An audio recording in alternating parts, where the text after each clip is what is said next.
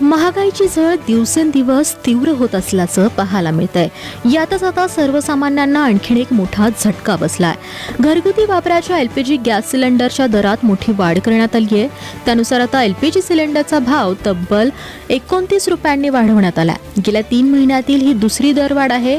या ताज्या दरवाढीमुळे दिल्लीत 14.2 किलोच्या घरगुती एलपीजी सिलेंडरची किंमत 913 रुपयांवरून 942 रुपये झाली आहे. आज सकाळपासून हे नवे दर लागू करण्यात आलेत. स्थानिक कर आणि वाहतूक खर्चातील फरकामुळे सिलेंडरचे दर प्रत्येक शहरानुसार वेगळे असतील. याआधी 7 मार्च 2026 रोजी सिलेंडरचे दर 60 रुपयांनी वाढवण्यात आले होते. आखाती देशात सुरू असलेल्या संघर्षामुळे जागतिक तेल आणि वायू पुरवठ्यात ताण येत असतानाच ही दरवाढ करण्यात आली आहे. राज्यातील शेतकऱ्यांना सरसकट 2 लाख रुपयांपर्यंतची कर्जमाफी जाहीर करण्याच्या मागणीसाठी शरद पवार गटाचे आमदार रोहित पवार यांनी आक्रमक भूमिका घेतली आहे. या प्रमुख मागणीसह विविध प्रश्नांवर सरकारचं लक्ष वेधण्यासाठी ते 12 जून पासून पंढरपूर येथे अन्नत्याग आंदोलन करणार असल्याची घोषणा त्यांनी केली आहे.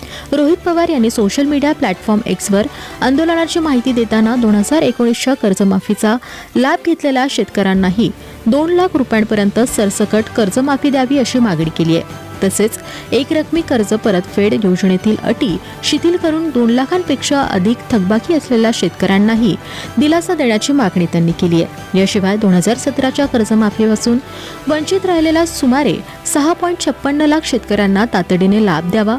पीक विमा योजनेतील जाचक-अटी रद्द करून 1 रुपयातील पीक विमा योजना पुन्हा सुरू करावी आणि पेरणीपूर्व शेतकऱ्यांच्या खात्यात थेट आर्थिक मदत जमा करावी अशी मागणीही त्यांनी केली आहे. अखेर मान्सूनचे महाराष्ट्रात अधिकृतरित्या आगमन झालंय. तळकोकण आणि दक्षिण मध्य महाराष्ट्रातील काही भागांमध्ये मान्सूनच्या पावसाने दमदार हजेरी लावली आहे. यामुळे बळीराजासह सर्वसामान्य नागरिकांना मोठा दिलासा मिळालाय. मान्सूनच्या आगमनासोबतच भारतीय हवामान विभागाने राज्यातील हवामान अंदाज जाहीर केलाय.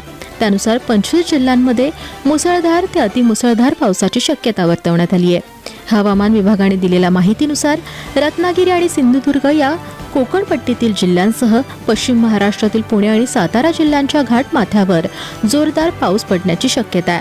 तर खबरदारीचा उपाय म्हणून हवामान विभागाने रत्नागिरी, सिंधुदुर्ग, पुणे, सातारा, रायगड, नाशिक, अहिल्यानगर, कोल्हापूर, सांगली, सोलापूर, बीड, धाराशिव, लातूर, परभणी, बुलढाणा, अकोला, अमरावती, वाशिम, नागपूर, चंद्रपूर, वर्धा, भंडारा, गोंदिया, यवतमाळ आणि गडचिरोली या एकूण 25 जिल्ह्यांना पावसाचा येलो अलर्ट जारी केला आहे. पुण्यातील लोणीगंज पोलीस ठाण्याच्या हद्दीत असणाऱ्या आळंदी मरकळ रस्त्यावरील एका खासगी रिसॉर्टमध्ये सुरू असलेल्या कथित रेव पार्टीवर पुणे पोलिसांच्या गुन्हे शाखेने मध्यरात्री मोठा छापा टाकला. या कारवाईत पोलिसांनी अंमली पदार्थ आणि विनापरवाना दारूचा मोठा साठा जप्त केलाय. या पार्टीत 60 ते 70 तरुण तरुणी सहभागी झाले होते, ज्यांची चौकशी आता केली जाते. दरम्यान सोशल मीडिया किंवा गुप्त कोडवर्डच्या माध्यमातून तरुण तरुणींना या पार्टीसाठी आमंत्रित करण्यात आल्याचा संशय. या पार्टीला प्रोजेक्ट एक्स हाऊस पार्टी असं नाव देण्यात आलं होतं. मध्यरात्रीपर्यंत अत्यंत मोठ्या आवाजात साऊंड सिस्टीम लावून विनापरवाना दारूसह रिसॉर्टमध्ये धिंगाणा सुरू होता.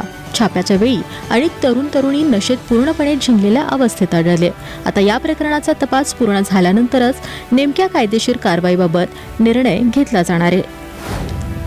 अन्न व औषध प्रशासनाने पनीर, खवा, तूप आणि चीज सदृश्य पदार्थांमध्ये भेसळीचा संशय असलेल्या साठ्यावर कारवाई केली आहे. Safe food, safe drugs, safe Maharashtra या मोहिमेअंतर्गत अन्न व औषध प्रशासनाने पुणे आणि सातारा जिल्ह्यात छापे टाकलेत.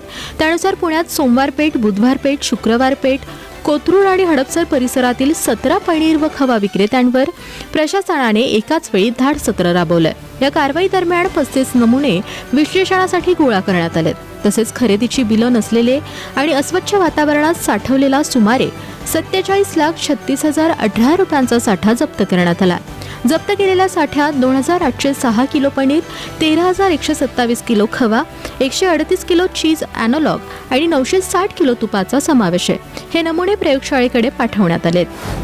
कॉक्रोच जनता पार्टीने दिल्लीतील जंतर मंतर येथे नीट पेपरफुटी प्रकरणावरून केंद्रीय शिक्षण मंत्री धर्मेंद्र प्रधान यांनी तात्काळ आपल्या पदाचा राजीनामा द्यावा यासाठी आंदोलन केलं. याकरता कॉक्रोच जनता पार्टीचे संस्थापक अभिजित तिपके यांनी धर्मेंद्र प्रधान यांना राजीनामा देण्यासाठी काल संध्याकाळी 5 वाजेपर्यंतचा वेळ दिला. परंतु सरकारकडून कुठलीही प्रतिक्रिया न आल्याने आपल्या डेडलाईनमध्ये बदल करण्यात आला आणि आता 7 दिवसांपर्यंत ही मुदत वाढवण्यात आली आहे. त्यानंतर देशभरात आंदोलन छेडण्यात येईल असा इशाराही दिलाय. कॉक्रोच जनता पार्टीची मागणी आहे की एकतर धर्मेंद्र प्रधान यांनी स्वतः राजीनामा द्यावा किंवा सरकारने त्यांची हकालपट्टी करावी. इंटिग्रेटेड ट्रायबल डेव्हलपमेंट एजन्सीच्या असिस्टंट एक्झिक्युटिव्ह इंजिनियरच्या 9 ठिकाणांवर दक्षता विभागाकडून छापेमारी करण्यात आली आहे. संबंधित इंजिनियर बैकुंठनाथ बेहरा यांच्या विरुद्ध उत्पन्नाच्या स्रोतापेक्षा अधिक संपत्ती बाळगल्याचा आरोप होता. त्यानुसार या कारवाईत बेहरा यांच्याकडे आतापर्यंत कोट्यावधींचं घबाड सापडलंय. यात एका 5 मजली इमारतीसह 13 महागड्या प्लॉटचा समावेश आहे. याशिवाय त्यांच्या 2 लॉकरमधून 2 कोटी रुपयांची रोकड आणि 300 ग्रॅमपेक्षाही अधिक सोनं जप्त करण्यात आलंय. ही रोकड मोजण्यासाठी बँकेतून कॅश काउंटिंग मशीन मागवावं लागलं. हे दोनही लॉकर्स इंजिनियर बेहरा यांच्या पत्नीच्या नावावर रजिस्टर होते. ओडिशामधील कंधमाल जिल्ह्यातील बालिगुडा येथे ही कारवाई करण्यात आली आहे. व्हाईट हाऊसचे मुख्य artificial intelligence policy adviser Sriram Ramakrishnan यांनी अचानक आपल्या पदाचा राजीनामा देण्याची घोषणा केली आहे. येत्या जून महिन्याच्या अखेरीस ते आपलं पद सोडणार आहे. अत्याधुनिक तंत्रज्ञान आणि AI संदर्भातील धोरणं आखण्यात अत्यंत महत्त्वाची भूमिका बजावणारे कृष्णन अचानक पद सोडत असल्याने अमेरिकेचे अध्यक्ष डोनाल्ड ट्रम्प यांच्या प्रशासनाला हा मोठा धक्का मानला जातोय.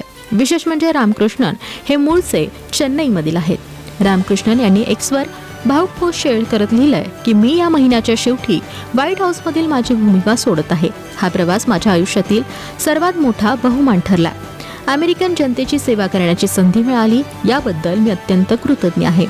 तर काही काळाच्या विश्रांतीनंतर आपण पुन्हा AI क्षेत्रातील आव्हानांवर काम करणार असल्याचंही त्यांनी सांगितलंय. मात्र त्यांनी आपल्या राजीनाम्यामागचं कारण यामध्ये स्पष्ट केलेलं नाहीये. युवा फलंदाज वैभव सूर्यवंशीचा भारतीय T20 संघात समावेश करण्यात आला. लहान वयातच मिळालेल्या या प्रचंड आंतरराष्ट्रीय यश आणि प्रसिद्धीच्या पार्श्वभूमीवर भारतीय क्रिकेट नियामक मंडळाने अर्थात BCCIने एक महत्त्वाचा निर्णय घेतला. इंग्लंड आणि आयर्लंडच्या आगामी दौऱ्यावर टीम इंडियासोबत 2 विशेष व्यक्ती प्रवास करणार आहेत. वैभव सूर्यवंशी लहान असून अवघ्या 15 वर्षांच्या वयात अचानक मिळालेली प्रसिद्धी, माध्यमांचं लक्ष आणि वरिष्ठ संघांचा प्रचंड दबाव हाताळणं हे कोणत्याही मुलासाठी मानसिकदृष्ट्या आव्हानात्मक असू शकतं. परिणामी BCCIने निर्णय घेतलाय की वैभव सूर्यवंशीचे आई-वडील देखील इंग्लंड आणि आयर्लंडच्या आगामी दौऱ्यावर टीम इंडियासोबत प्रवास करतील.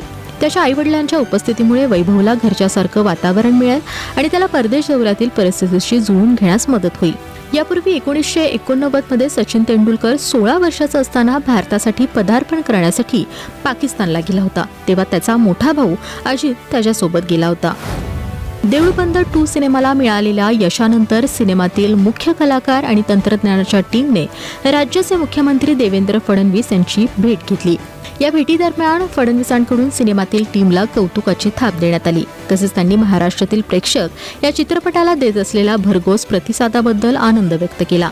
समाजातील सर्व थरांना, विशेषतः ग्रामीण भागातील शेतकरी बांधवांपासून ते शहरी वर्गांपर्यंत सर्वांना एकत्र आणण्याची तसेच त्यांच्या भावनांना साथ घालण्याची ताकद या चित्रपटात आहे असं म्हणत मुख्यमंत्री देवेंद्र फडणवीस यांनी सिनेमाच्या टीमला पुढील प्रवासासाठी शुभेच्छा दिल्या.